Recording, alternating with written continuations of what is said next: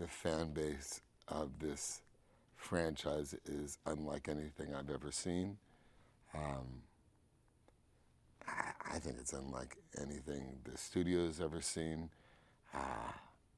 It is a franchise that definitely after the fourth one, the public adopted as their own, which was part of the reason why I felt compelled to return to the Dom character in the first place, was the realization that these characters,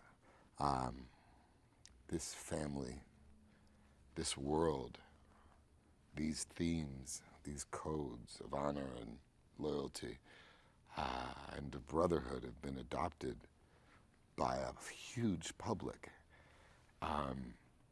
And all along the way, they have had in their own way, they have had their input. What we wanted to do was celebrate the Cuban spirit in that opening scene. So you'll feel that when you see this movie. You'll feel that the franchise is writing a love letter to Cuba. Our characters have evolved to such kind of save the world status that it's hard to justify a race anymore in this universe. So the idea that we were able to do this race was profound. And the idea that we were able to make this race about honor was such a cool thing and such a throwback to the first one. Then we go to New York City, which was another dream of mine. What so many people don't know is that the Fast and the Furious story truly started in New York, in Queens, in New York City. Because the article from Vibe magazine at the time was of these streetcar races in Queens, Dominican streetcar races in Queens. So I always felt like there was some poetic justice for our characters to somehow return to New York. And New York in itself, the metropolis, is such a great canvas for streetcar chases, and the action that ensues in New York City is just so hard to beat. It's such a great location. So I think that New York sequence is going to blow people's minds. Helen Mirren. Well, the truth of it all is what's so fascinating. She started calling me out on talk shows, and saying, I love Vin Diesel and I want to be in Fast and Furious, and I didn't make that happen, Vin. And I was at a party a year ago, an Oscar party, and my agent introduced me to her, and she said, I've been talking about you, and I've been saying I want to be in Fast and Furious. Get it together, Vin, get it together. And at that point, her role wasn't written in the movie yet.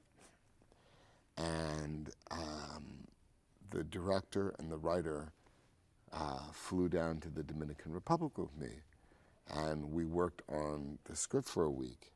And in that time, we had written her character in. Because ironically, her character had helped out. It was almost a gift for us because she provided the connective tissue we really, really needed and might not have realized how desperately we needed for our plot. One of my favorite moments of filming Fast 8, Fate of the Furious, was doing scenes with Helen Mirren. What we really needed was a director that was going to focus with a dilithium exactitude on performance. That's why we have Oscar-winning actors in this film, and it's why Gary Gray was the perfect director for this film, for this chapter. I feel like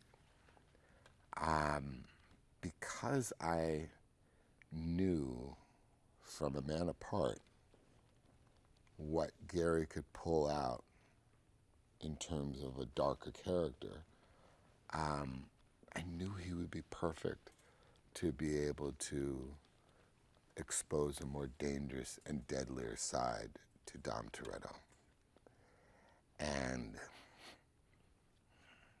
that was the thing that was most exciting about having him be the director for 8. The key at that point was trying to not only make the best film in the saga,